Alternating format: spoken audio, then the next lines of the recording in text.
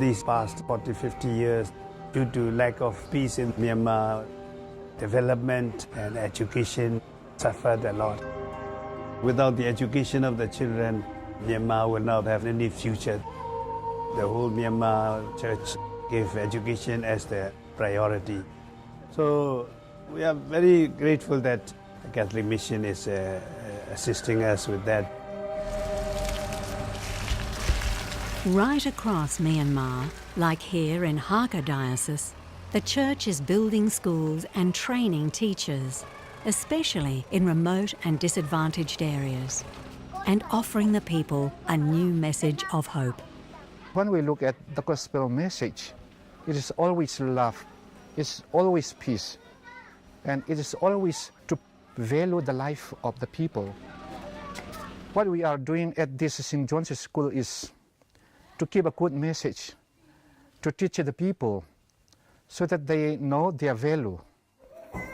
Catholic Mission from Australia, they are really the backbone of this St. John's School, in ideas, in insights, materially, in everything. It was Australians like you, through Catholic Mission, that made building St. John's possible. But there is so much more to achieve in Myanmar as the Church supports the people to heal a nation through education.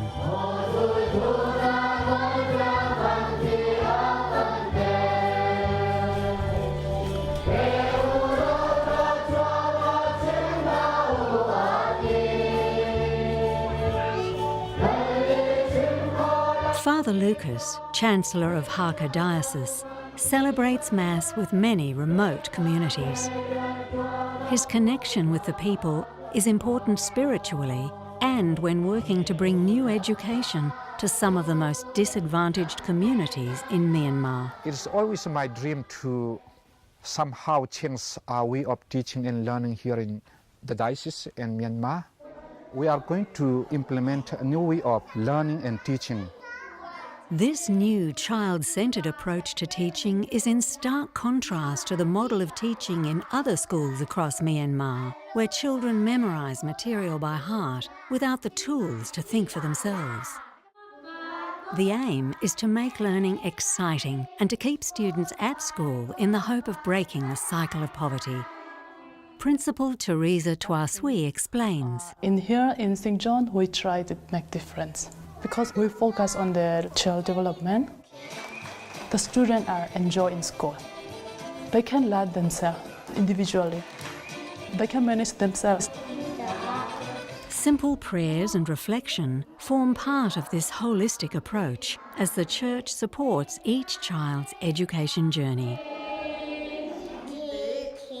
For now, St. John's caters from preschool to Year 1 only.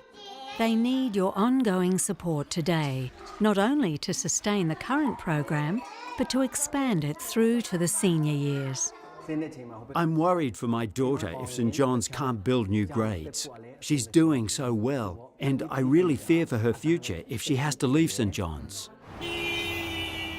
As the Church builds new schools, it's also training new teachers. Nestled in the heart of Yangon, Myanmar's largest city, is Pyinya Sanyae Institute of Education, the engine room of the Church's teacher training, which receives your vital support through Catholic Mission.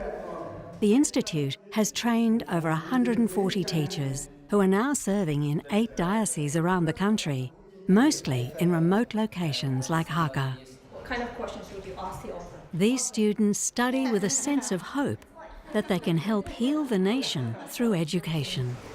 Not only hope,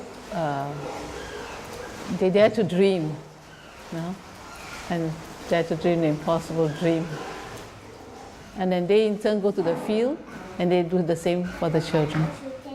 The Church hopes to train many more teachers, but needs your support. We urge you to support this vital work of the Church in Myanmar and throughout the world. To my brothers and sisters in Australia, we would like to thank you and do continue to support, especially the education for our poor children. And we sure that the recipients, the children and the people of Myanmar will be always remembering and praying for you. Thank you very much.